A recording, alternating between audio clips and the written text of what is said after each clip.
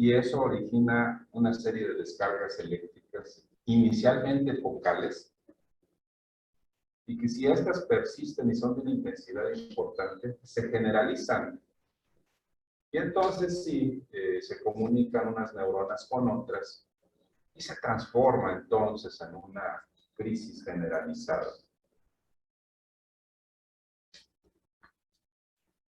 La ventaja de todo esto es de que la mayoría de las crisis convulsivas se controlan con medicamentos.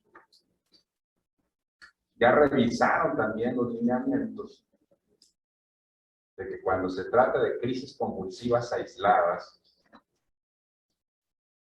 es conveniente en ciertas ocasiones dar un tratamiento de al menos 2 años y posteriormente suspender el tratamiento si es que las crisis se controlaban y si es que el electroencefalograma se muestra normal. Por supuesto, hay ocasiones donde se trata de epilepsia, donde ya hay una condición preestablecida que ocasiona las crisis convulsivas y estas no se van a detener, van a persistir prácticamente durante toda la vida. Entonces, mencionábamos, la mayor parte de las crisis convulsivas o de la epilepsia en general sí, para quitar esto, ¿no? A ver, No quítalo. estoy...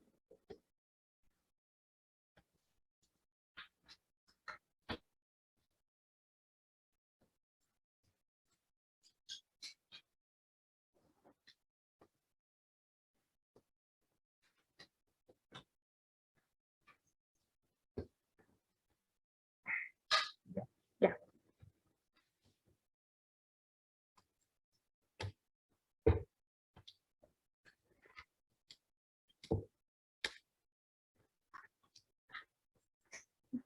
A ver.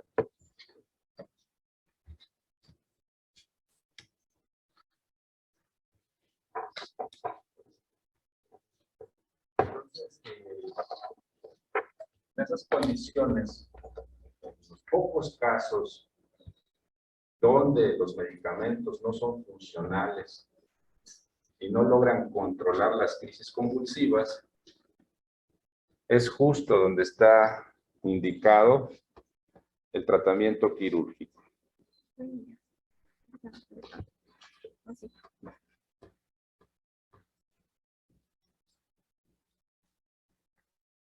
Esa es la definición de una crisis convulsiva.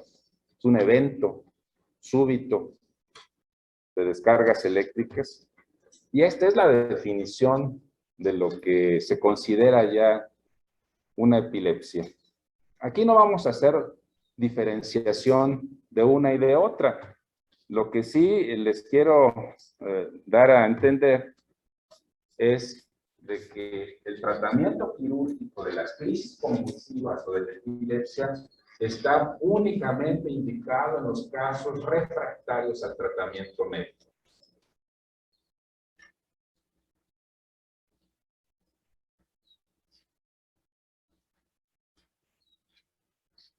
Dos casos son muy ilustrativos. El primer caso importante relacionado a esto era de una paciente que tenía 11 años de edad. Nació con alguna alteración. De hecho era gemela, tenía una hermana normal y ella padecía epilepsia. Tenía más de 30 convulsiones al día. Estaba tomando 6 medicamentos anticonvulsivos. Prácticamente no tenía desarrollo ni físico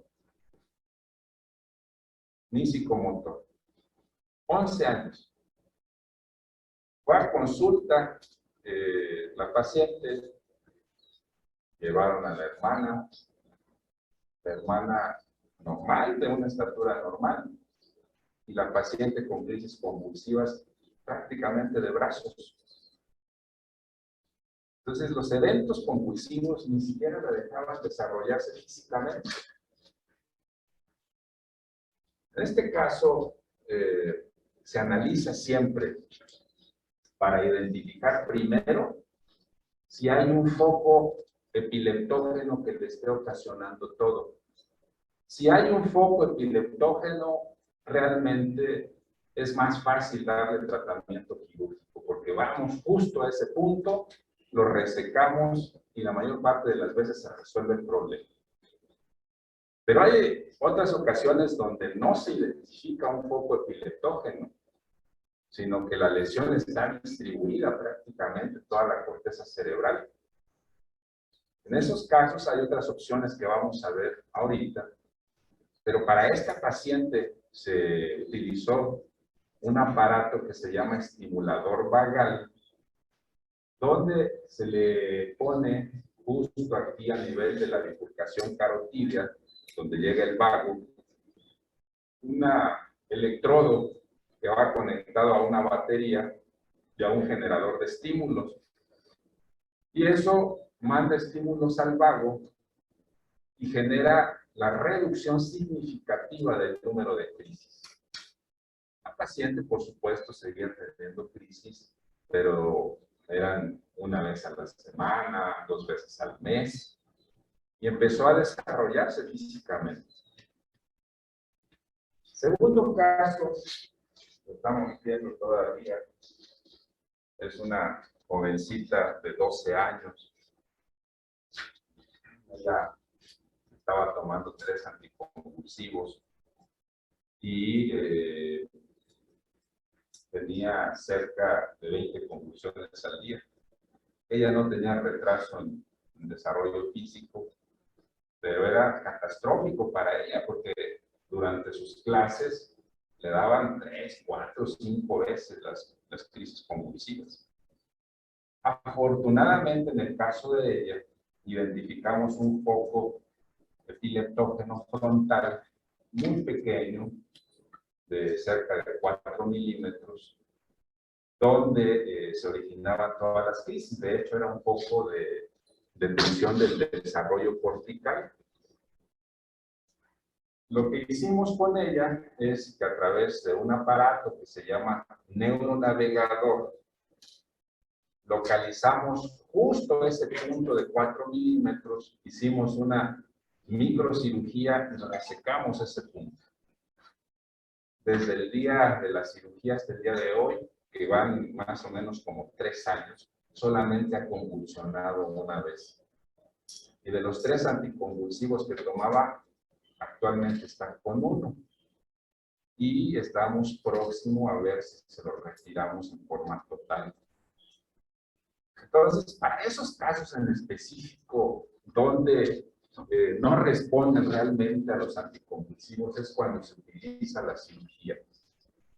Por supuesto, debe de hacerse una historia clínica completa, una exploración física. Hay que hacer estudios de imagen, sobre todo la resonancia magnética, combinada con el electroencefalograma, para ver que haya puntos de coincidencia. Es decir, si el electroencefalograma marca un punto como origen de las crisis convulsivas y la resonancia magnética nos muestra una lesión en esa misma zona, eso ya identificamos entonces el punto que está originando las crisis convulsivas. Para los pacientes que son candidatos a cirugía, se hacen también pruebas neuropsicológicas. Les voy a decir en un momento por qué. Porque hay cirugías que son muy precisas, como estas que les acabo de mencionar. Pero hay otras cirugías donde debemos de hacer ablaciones, resecciones subpiales, o incluso se han determinado hemisferectomías, es decir, quitar todo un hemisferio, desconectarlo. Y eso tiene implicaciones neuropsicológicas, por supuesto.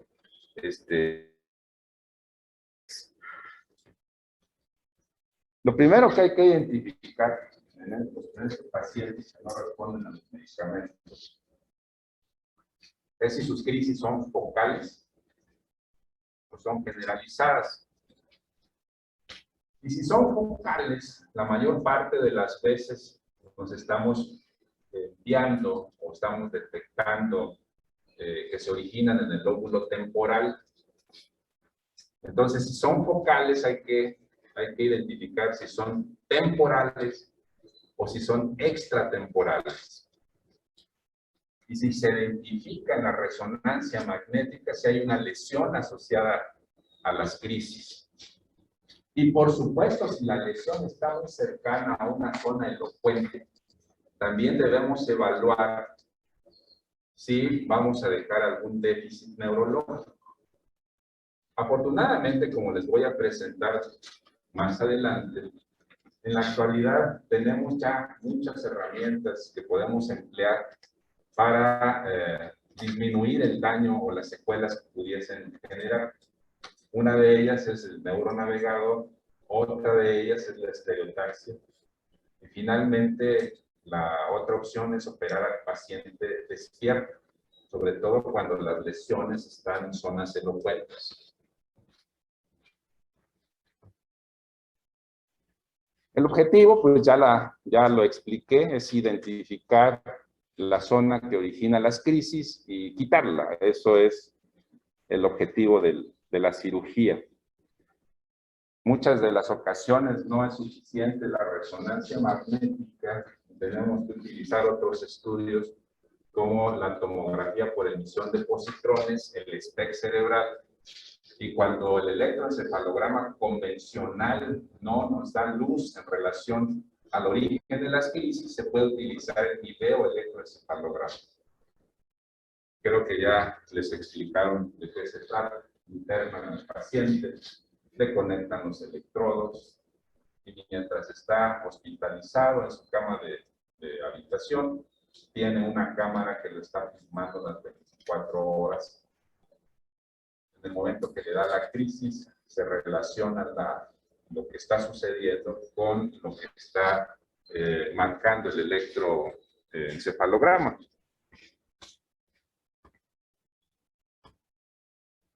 Esta imagen que les estoy mencionando es una fase especial de la resonancia magnética que se llama ASL, perdón, que es sobre todo para ver el flujo sanguíneo cerebral. Ya una vez que sabemos si la crisis es focal, si es temporal o extratemporal, o si es generalizada, entonces tenemos estas opciones de cirugía. La ideal sería la primera. Identificar una lesión, removerla y se acabó el problema. Eso es lo ideal, pero no siempre sucede así. Entonces, hay ocasiones donde la lesión está muy pequeña y está un poquitito más profunda en las caras mesiales y entonces utilizamos ablaciones estereotácticas.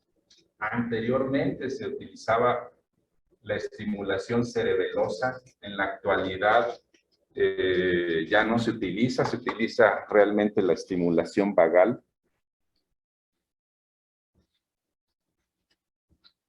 En otras ocasiones vamos a hacer resecciones temporales de todo el lóbulo temporal y eso soluciona el problema. En casos severos se hace hemisferectomía, se quita todo el hemisferio, son cirugías de muy larga duración, cerca de 9 o 10 horas. O se corta cierta zona de la comisura más grande del cerebro, del cuerpo calloso, se llama callosotomía, para desconectar precisamente un hemisferio del otro y evitar que se generalicen las crisis. Y finalmente, cuando no hay realmente un foco epileptógeno, se hacen resecciones subpiales. Es decir, entramos a un punto, cortamos la corteza y por debajo de la corteza hacemos coagulaciones sin dañar las neuronas, pero sí dañando las conexiones. Se llaman resecciones o transecciones subpiales. Esto que les voy a mostrar es un caso clínico donde en el lóbulo temporal derecho encontramos una lesión. Vean, aquí está y aquí está. Es la misma lesión. Y entonces, lo que se hace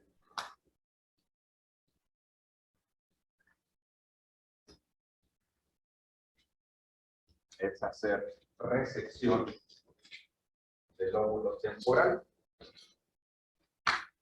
Esto que se ve aquí, la vena silviana, justo ahí debajo de la vena silviana, pues se encuentra la cisura de Silvio, y es ahí donde se empieza la resección.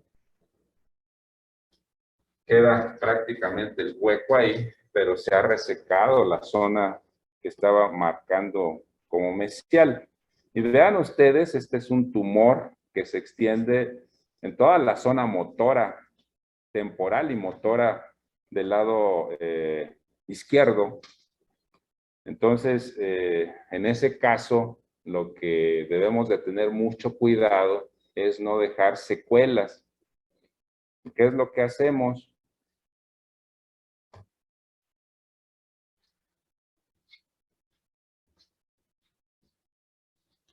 Se hace la craneotomía con el paciente despierto, se identifica la zona tumoral, en este caso es esta. Se hacen estimulaciones en la corteza cerebral para ver exactamente en dónde se encuentra la función. El paciente está despierto y se marcan esas zonas elocuentes precisamente para evitar dañarlas. Entonces se marca prácticamente la zona donde se puede trabajar sin producir daño. Una vez marcada esa zona, bueno, pues se hace la resección del tumor. Entonces esto lo utilizamos frecuentemente cuando esos tumores se encuentran en zonas elocuentes. En este caso, pues afectaba la zona del movimiento y la zona del lenguaje, el área de Broca. Este es el estudio de control, ya sin la tumoración. ¿Alguna duda que tengan de esto? O del tema de crisis convulsivas en general.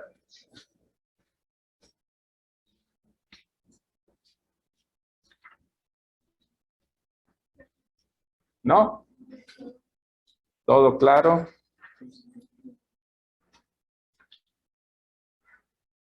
A ver, si está todo claro, Magdaleno, dime entonces, ¿cómo defines un estado epiléptico? Bueno, yo el estado epiléptico lo definiría cuando ya hay unas crisis convulsivas, pero son el resultado de alguna alteración orgánica. Podría llamarse así porque, bueno, nos han explicado que una crisis convulsiva no necesariamente es un estado epiléptico. Entonces, la epilepsia siento yo que ya es como crónico, en donde se presentan, o había leído yo, dos más convulsiones. ¿Sí ya vieron el tema de estado epiléptico o no? No. Okay. Todavía no, entonces es muy importante que lo lean. Es otra de las enfermedades que les va a tocar atender y que deben de saber cómo se maneja. El estado epiléptico básicamente se define cuando la duración de la crisis convulsiva es mayor de lo habitual. Normalmente las crisis convulsivas duran segundos a un par de minutos. Pero cuando eso sobrepasa el tiempo convencional, anteriormente se consideraba 30 minutos, hoy por hoy son prácticamente 5 minutos de la duración de la crisis, o de varias crisis subsecuentes que no dejan al paciente recuperar el estado de conciencia y que duren más de ese tiempo. Se trata de un estado epiléptico y es un estado grave que pone en riesgo la vida del paciente. Entonces deben estudiarlo bien. Hay ciertos medicamentos que se van utilizando uno sobre otro, sobre todo para ver que se controlen estas crisis, y si no funciona uno, al siguiente paso, y así sucesivamente hasta que se controle. En uno de los casos, se puede llevar al paciente incluso a una anestesia general para poder controlar las crisis. Entonces necesito, si todavía no ven el tema, que lo lean bien para que ya cuando se los den, se los expliquen, lo tengan bien comprendido y puedan hacer las preguntas pertinentes. Bien. Entonces, ninguna duda en relación a esto. Esta clase debió ser al final, entonces. Ah, sí, doctor, yo tengo una pregunta. Había leído que estaba indicado que el seguimiento post cirugía debería de ser de 2 años, pero se recomendaba que fueran 5, ¿no? Después de la operación, en estos casos. El seguimiento es prácticamente toda la vida. Donde se recomienda 2 años es en las crisis convulsivas aisladas, cuando les das tratamiento. Pero en estos casos el seguimiento es prácticamente toda la vida, porque a pesar de que le des tratamiento quirúrgico, en un porcentaje significativo se curan todas las crisis. Pero hay otro grupo de pacientes de que sigue convulsionando con menor intensidad, con menor frecuencia, pero sigue convulsionando. Entonces le tienes que dar seguimiento prácticamente de por vida. ¿De acuerdo? Sí, doctor. Doctor, bueno, a mí la que me llamó la atención fue la calloptomía. Decía que después de que se realiza, pues el cerebro se va a comportar como si tuviéramos 2 cerebros. Cuando Bueno, se hace, perdón, ¿qué procedimiento? la calloptomía. Callosotomía, sí. Ajá. Bueno, entonces decía que iba a estar, bueno, lo que le entendí es que iba a estar incoordinado la persona. En algún momento, pues, va a mejorar sus movimientos, su vida, o ya no hay nada. Casi no se usa ya la callosotomía ni la hemisferectomía más que en casos muy severos, y la mayoría de ellos deja secuelas psicomotoras muy importantes. Pero ahí se valora una cosa o la otra. O el paciente no tiene crisis, o el paciente tiene secuelas. Entonces, antes de hacer la cirugía hay que hablar ampliamente con el paciente, con la familia, porque en estos casos casi siempre van a quedar secuelas psicomotoras. No, pero ya irreversibles prácticamente.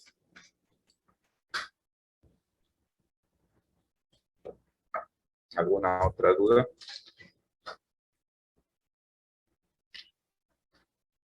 No. Bueno, de las crisis convulsivas, no sé si ya terminaron una parte del estado epiléptico las clases, pero necesito que repasen lo siguiente. Necesito que repasen, que se acuerden pues de que su origen es cortical. Una lesión en tallo cerebral, una lesión en sustancia blanca, es poco probable que produzcan convulsiones. Las lesiones corticales son las que producen convulsiones. Segundo, la clasificación. Que sepan exactamente cuándo una crisis es parcial.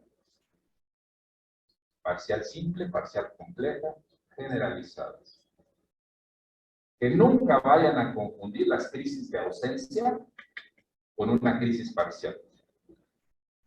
Las crisis de ausencia son generalizadas, a pesar de que las manifestaciones clínicas sean muy sutiles, casi imperceptibles. En las crisis de ausencia, el paciente está platicando con ustedes y súbitamente hace una pausa. Segundos. Y después continúa como si nada hubiera pasado. Y ustedes a lo mejor lo ven y dicen,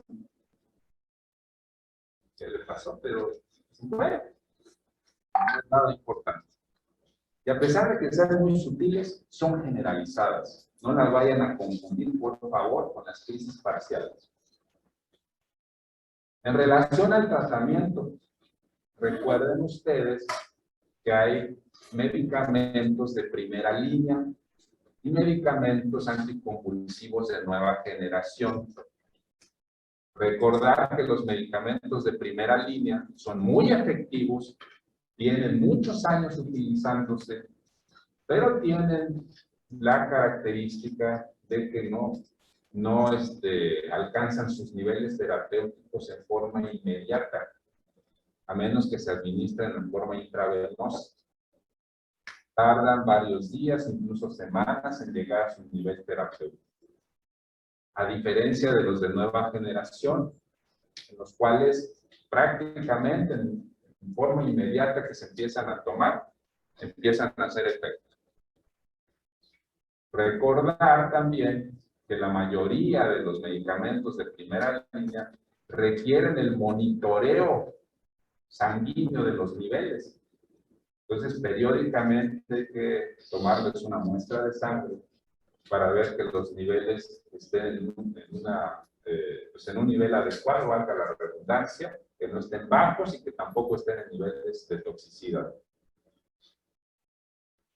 Recordar también que de los medicamentos de primera línea, que son los más utilizados, hay algunos que se pueden utilizar por vía intravenosa. Básicamente es la phenytoína y el valproato de magnesio.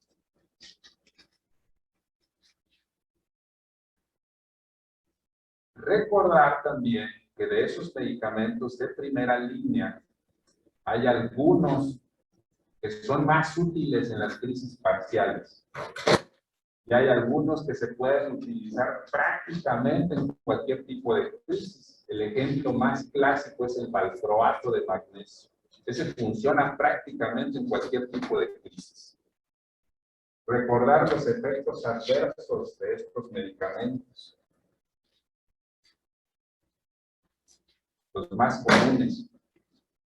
En el caso del valproato de magnesio, hay resequedad del pelo y caída del pelo.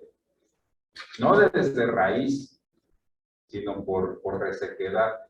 Es decir, vuelve a salir, pero se rompe, es muy frágil el pelo. Sobre todo en las mujeres cuando lo traen largo, es más común verlo. Y en el caso de la phenytoína, puede haber sangrado de encías también. Y recordar también que ciertas combinaciones de anticonvulsivos pueden generar una reacción alérgica importante. Recordar también el tema de crisis convulsivas y embarazo. Entonces, las mujeres embarazadas que ya se sabe que padecen crisis convulsivas, que están en tratamiento con anticonvulsivos, deben de seguir tomando medicamento anticonvulsivo. Pero de todos los medicamentos anticonvulsivos, hay 2 medicamentos que se pueden emplear en las embarazadas. No están exentos de riesgo, pero las posibilidades de producir malformaciones son sumamente bajas.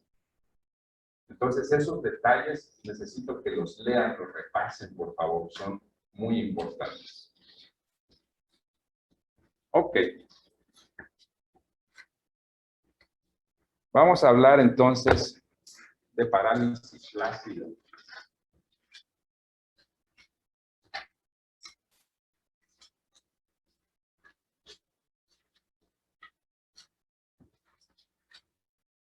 Dime una causa de parálisis flácida. Parte del tema del día de hoy. ¿Qué específicamente? Por ejemplo, ¿Pero de qué me estás hablando? Es una causa diferente del tema del día de hoy. ¿Alguien sabe?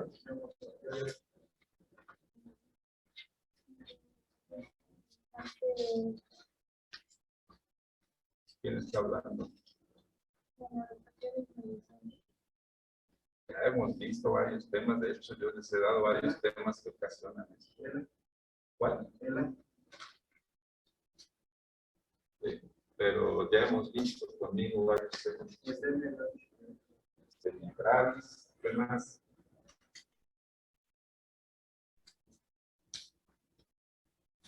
Guillain-Barré. Guillain-Barré es lo que estamos hablando ahorita. Ok, ¿qué más?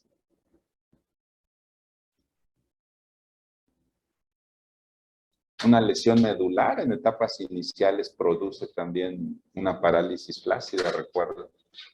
¿Qué más?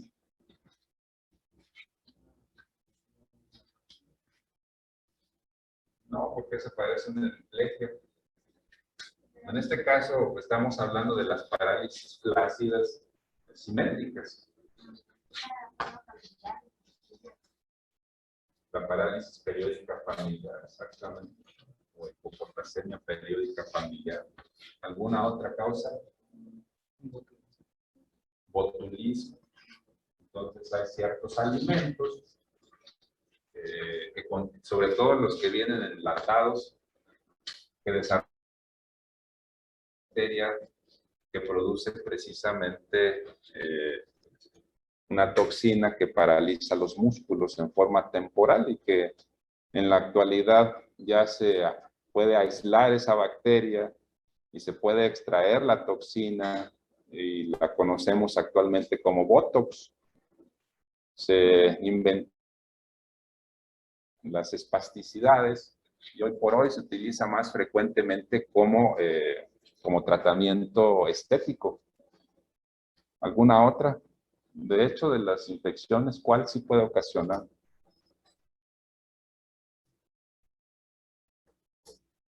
¿Infección de dónde? De la médula espinal, por ejemplo. Una mielitis transversa también puede producir una parálisis flácida.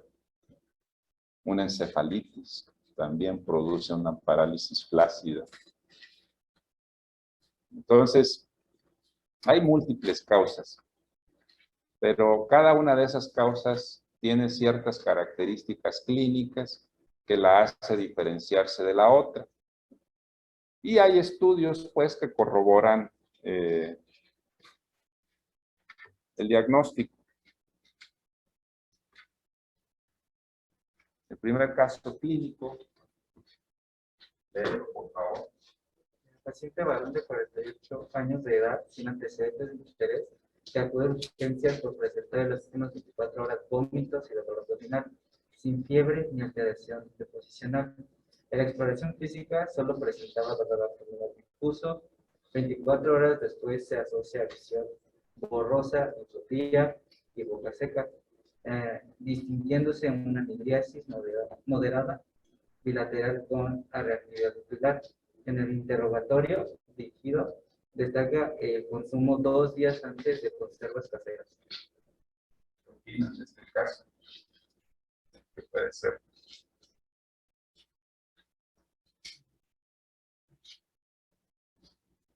Una infección.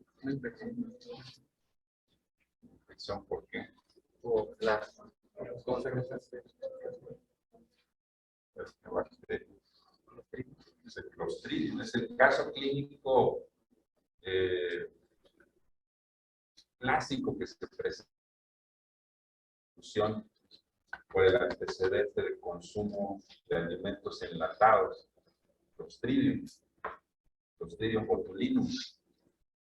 Entonces es botulismo, es un caso clásico de botulismo.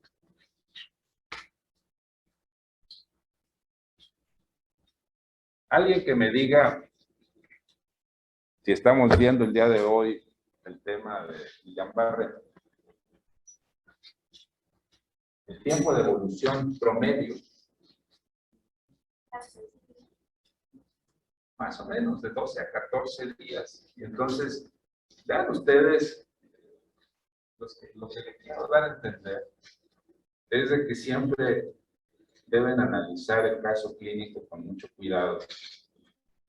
Se los estoy diciendo porque van a venir casos clínicos en el examen. Y no ahorita, sino pues en todos sus exámenes posteriores, porque el objetivo más importante que les veo yo, el que estén ustedes aquí aprendiendo medicina, no es de que aprendan la vía corticoespinal y nunca se les olvide. Yo sé que se les va a olvidar, eso es natural. Lo que quiero que aprendan aquí y en adelante, y por eso es muy importante lo que les decía José Luis Gallegos, que tienen que venir. Se me hace que las clases a distancias, al menos para medicina, no son lo ideal. Lo que tienen que aprender es a desarrollar el juicio clínico, así se le llama, juicio clínico. Si no desarrollan juicio clínico, quiere decir que están inmaduros y no pueden avanzar. El juicio clínico significa que a lo mejor ustedes no estudiaron ahorita correctamente todo, pero a lo mejor estudiaron únicamente Guillain-Barré y no estudiaron los diagnósticos diferenciales. ¿Entienden? Y entonces leen el caso clínico e identifican ciertas cosas. Dicen, no, esto no es Guillain-Barré. Bien sabe que sea, pero esto no es Guillain-Barré. Y eso precisamente se refiere al juicio clínico. Incluso en el examen nacional de residencias, es muy probable que la mayoría de las preguntas, o en este examen, o en cualquier otro examen, digan, no sé la respuesta. Pero de las 5 opciones que me dan, estoy segura que esta no es, y esta tampoco. Me quedan 3. Y si analizo bien el caso clínico, lo más probable es que identifique que esta tampoco es. Y entonces ya me quedan 2 opciones. Es más fácil ya discernir entre esas 2 opciones. Y eso se debe a que ponen mucha atención en la lectura del caso clínico. Por supuesto, no se van a desvelar ya antes del examen. Y quiero que desarrollen su juicio clínico. El siguiente. Léelo, por favor, nuevamente. Masculino de 25 años ingresa por debilidad muscular en miembros inferiores que se extienden en forma progresiva y simétrica a los miembros superiores, y en menos de 6 horas le impidió la deambulación. No presentó alteraciones respiratorias, devolutorias ni urinarias. En los últimos 3 meses había presentado episodios similares nocturnos, precedidos de calambres y mialgias, que remitían espontáneamente en menos de 24 horas.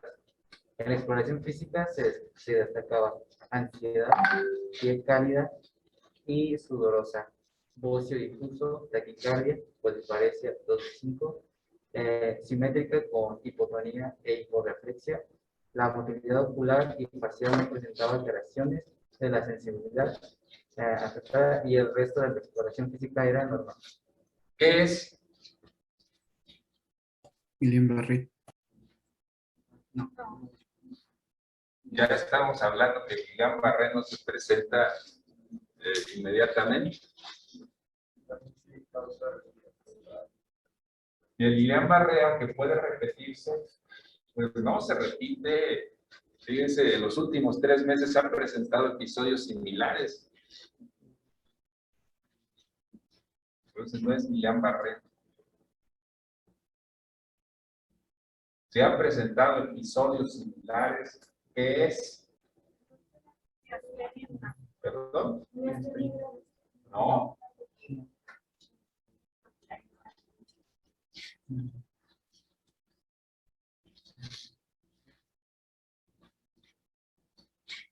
Estuvimos platicando ahorita que empezar la clase.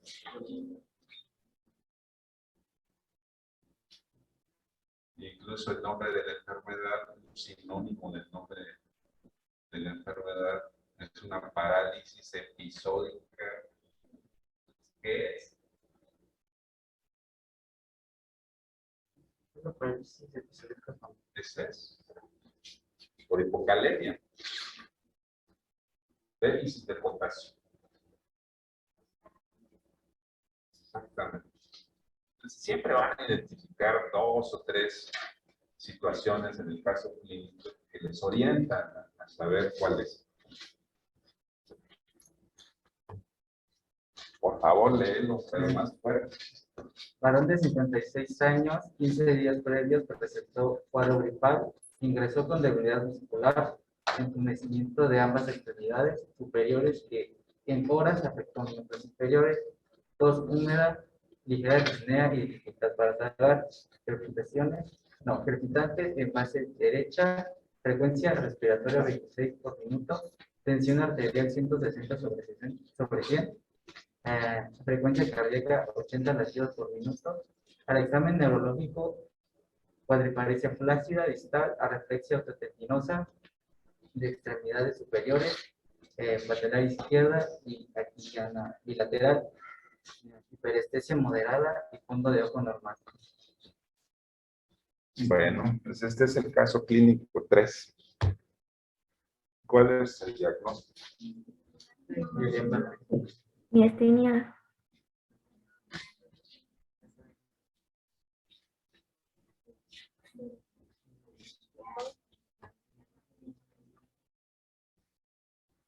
Si se quieren apoyar en un estudio diagnóstico, ¿cuál es el que solicitan? Pues están aquí enumerados.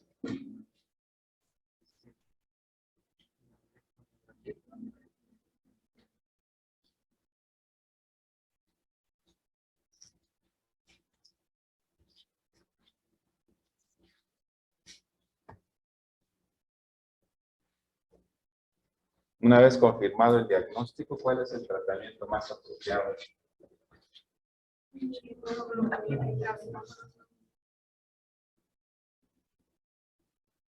Si ven ustedes cómo hay posibles diagnósticos, hay posibles estudios para cada uno y hay posibles tratamientos para cada uno.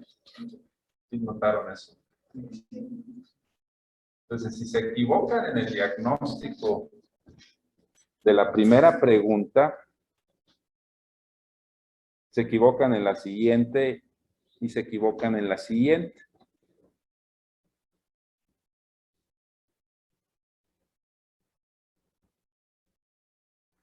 Este es un caso característico de la enfermedad de Guillain-Barré. Normalmente hay el antecedente de una infección previa, gastrointestinal o respiratoria,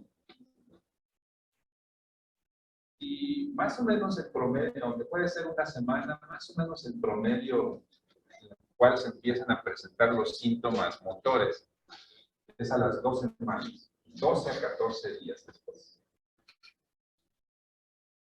Es difícil, muy difícil que se presenten después de 4 semanas. Si les pongo un caso clínico parecido donde dice que tuvo una infección respiratoria 6 semanas antes, es poco probable que sea Guillain-Barré, o al menos que el antecedente coincida. Y de las infecciones, o de las bacterias o gérmenes que producen la infección, que producen la enfermedad, la más común, ¿cuál es, Magdalena? Pues solamente sabía que el antecedente era de una infección, pero no de... Si es una infección gastrointestinal, ¿cuál es?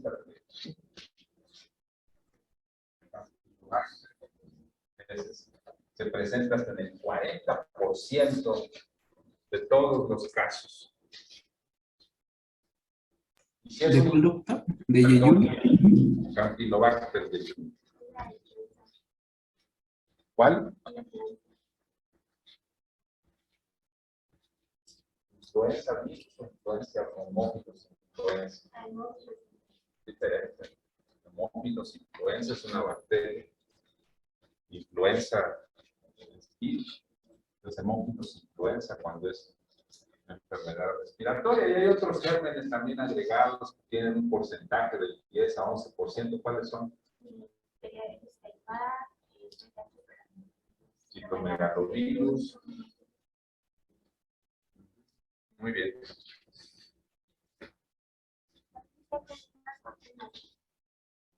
Sí, sí, de hecho, la campaña antivacunas, por ejemplo, que hay en Estados Unidos, se debe precisamente a esos antecedentes de hace muchos años. Cuando empezaron a ponerse las vacunas contra la influenza estacional, se apreció que había algunos casos de parálisis flácida, de Guillain-Barré. Pero al hacer un análisis más detallado, pues se identifica que igual que cualquier vacuna, existe la posibilidad de que esto suceda en un caso cada 10 millones. Entonces, realmente es muy baja la probabilidad, pero sí existe. Y prácticamente con cualquier vacuna.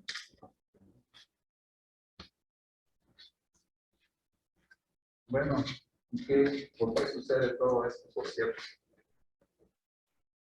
Dime la fisiopatología de la enfermedad.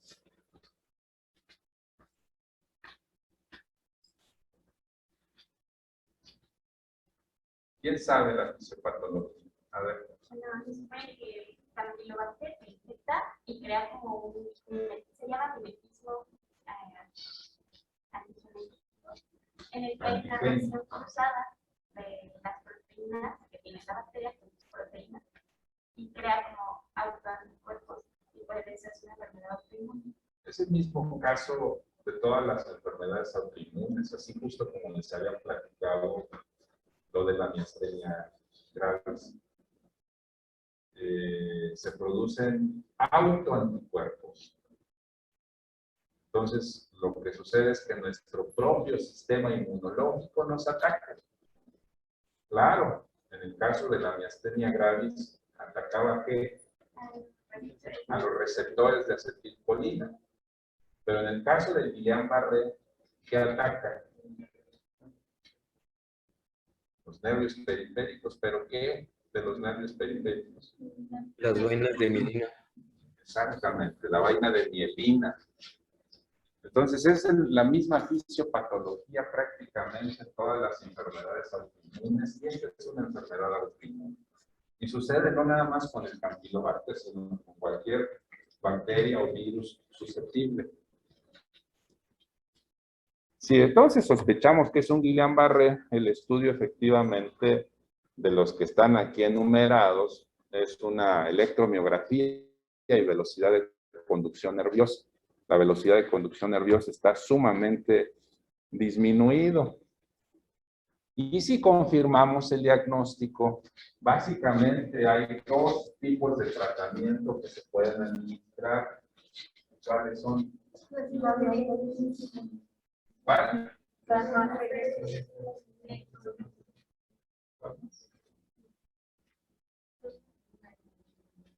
¿Cuál más?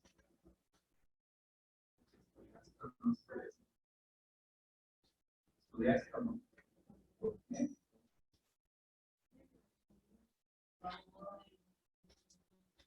Válgame Dios.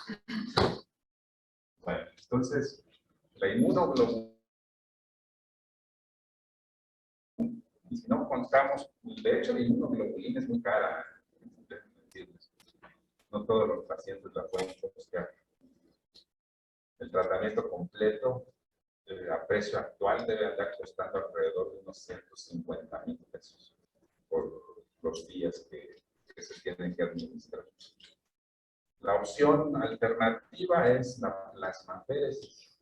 La plasmaféresis es un lavado de plasma y esto pues, va a extraer los anticuerpos que están dañando la vaina de mielina. Entonces, pero de las opciones que están marcadas aquí, la inmunoglobulina intravenosa. Dice, considerando su diagnóstico inicial, ¿cuál sería el pronóstico en este paciente?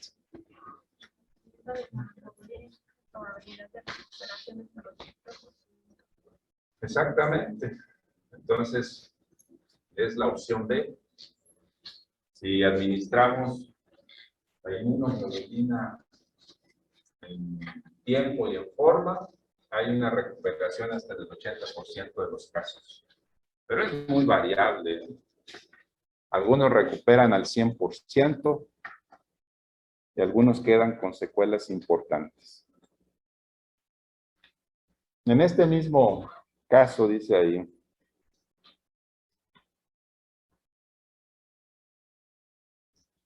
la paciente empezó a recuperar la fuerza con el tratamiento y a los 3 meses la exploración neurológica era normal. ¿Cambiaría su diagnóstico basado en esto? No, eso es lo que sucede habitualmente en el síndrome de Guillain-Barré. En el supuesto caso de que el diagnóstico fuera Guillain-Barré, ¿qué esperarías encontrar en el líquido cefalorraquídeo?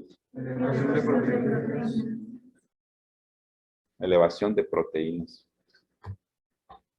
De las siguientes, ¿cuál no corresponde a la definición de síndrome de Guillain-Barré?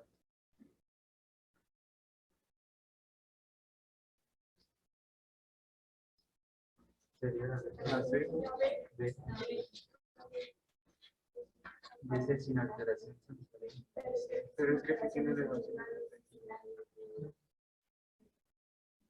Es una enfermedad desmielinizante aguda que causa rápida pérdida de la fuerza de las extremidades y a menudo de los músculos respiratorios. ¿Es cierto eso o no? Sí. Es la causa más frecuente de parálisis flácida. Es cierto. Suele afectar a personas de cualquier edad y sexo. Sí. También. En algunas ocasiones el embarazo o la vacunación puede desencadenar el síndrome. También. Entonces la opción B no es la correcta porque sí hay alteración sensorial en esa enfermedad. Claro que lo principal es la parálisis flácida, pero sí hay alteración sensorial también. Entonces, la respuesta es la B. En los casos de Guillain-Barré, donde se identifica el antecedente de un proceso infeccioso, ¿cuál es el microorganismo más frecuente? Ya lo dijimos. Campylobacter.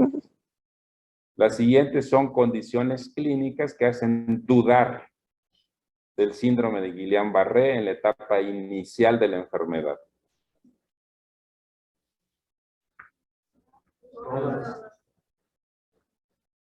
Todas. En la fase de meseta de la enfermedad, los siguientes síntomas hacen dudar del diagnóstico.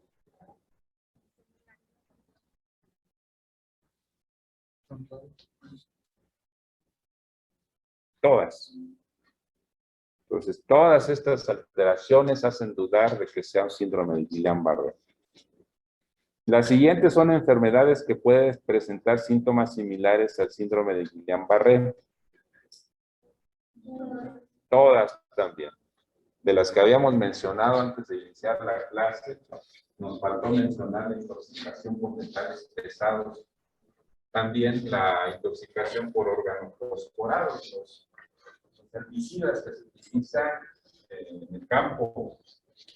Entonces puede llegarles un paciente con estas características, pero al interrogarlo ustedes identifican que el paciente estaba aplicando herbicida, ya saben exactamente por qué.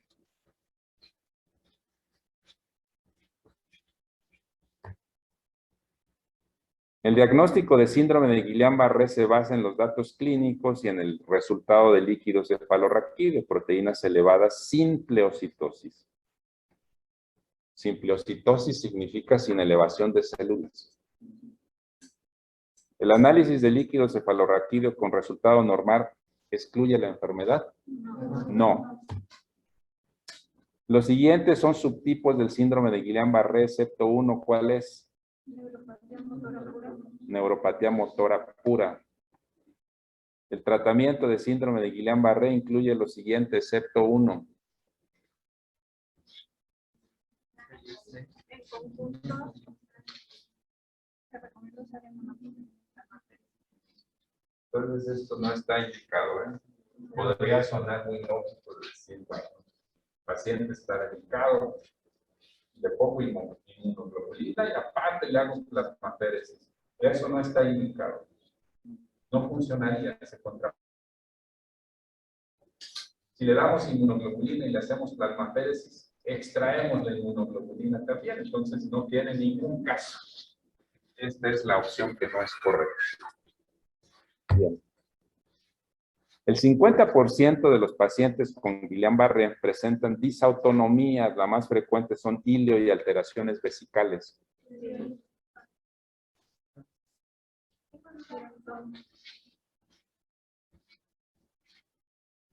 ¿Cuál es la respuesta? Es cierto. ¿Qué otras disautonomías presentan?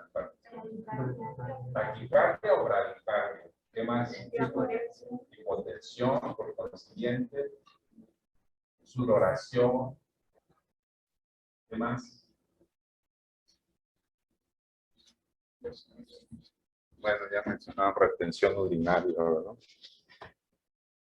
Para el diagnóstico de síndrome de Guillain-Barré son útiles los criterios de Asbury. Cierto. Bueno, ¿alguna duda?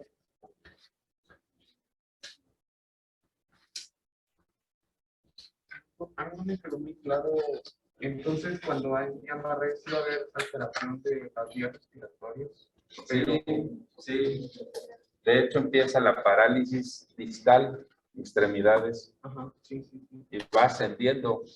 Y en algunos casos graves, llega a paralizar los músculos de la respiración y hay que intubar al paciente. Sí llega a suceder. ¿Alguna otra duda?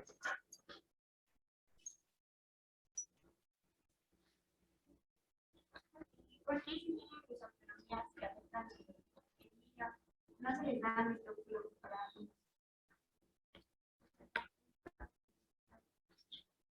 La mesoclopramida. En muchos casos de niños se contraindica, porque puede generar un efecto contradictorio.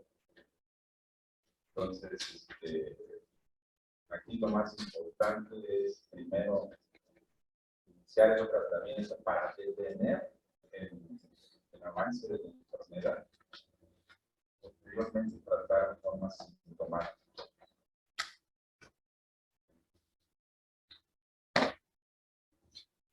Necesito que estudien más, ¿eh?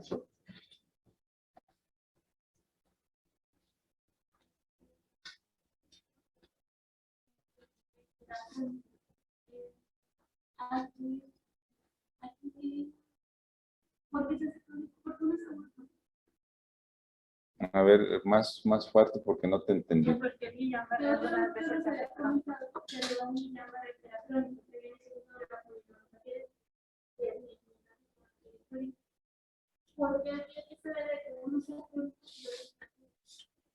Básicamente se debe a que las lesiones son tan extensas que quedan permanentes. Yo, por ejemplo, tengo un paciente, lo acabo de ver hace una semana, le administramos inmunoglobulina cuando empezó, tiene muchas secuelas, camina y todo, pero débil, y el paciente hacía mucho ejercicio. Tiene 4 años con la enfermedad. Pero prácticamente está en etapa de secuela. Y en ciertos casos no son muy frecuentes. Esta enfermedad por definición es aguda, pero en ciertos casos no tan frecuentes queda el sistema inmunológico marcado y entonces puede seguir generando anticuerpos en menor cantidad, pero los puede seguir generando. Y entonces eso va a hacer que siga dañando la vaina de mielina en forma crónica, pero en mucha menor intensidad que cuando se da en forma aguda. Incluso en algunas ocasiones es casi imperceptible. Simple y sencillamente el paciente no mejora y la mayor parte de las veces ni siquiera sabemos por qué no mejora. Pero es por eso, porque sigue produciendo anticuerpos en menor cantidad. Y eso es la forma crónica. En esos casos, pues no hay un tratamiento especial. Lo que se puede hacer es administrar esteroides por una temporada. Recuerden ustedes que los esteroides tienen un efecto modulador desde el punto de vista inmunológico. Deprimen el sistema inmunológico. Entonces, esteroides. ¿Alguna duda más? Pero en la fase aguda no se pueden usar esteroides. No. Únicamente es cuando están. Sí, porque no puedes estar administrando inmunoglobulina en forma crónica. De hecho, la inmunoglobulina es en la etapa aguda. Ni tampoco puedes usar plasmaféresis frecuentemente. Entonces, estamos hablando específicamente de la forma crónica que mencionaba su compañero.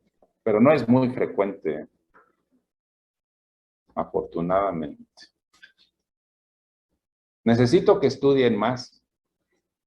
A veces vengo a clase y veo que saben las cosas y eso me da mucho gusto. Pero a veces veo que no estudiaron y eso no me parece adecuado. Ustedes deben haber estudiado la clase antes para que estén preguntando justo como están preguntando sus compañeras y entonces resuelvan sus dudas. Si ustedes no estudiaron, pues no tienen dudas. Y cuando empiecen a leer para el examen, van a decir, híjole, yo hubiera preguntado esto y esto y esto. Entonces necesito que estudien antes de la clase, por favor. Ya casi terminamos, ¿verdad? Doctor, ¿por qué en la crónica sí se recomiendan los esteroides?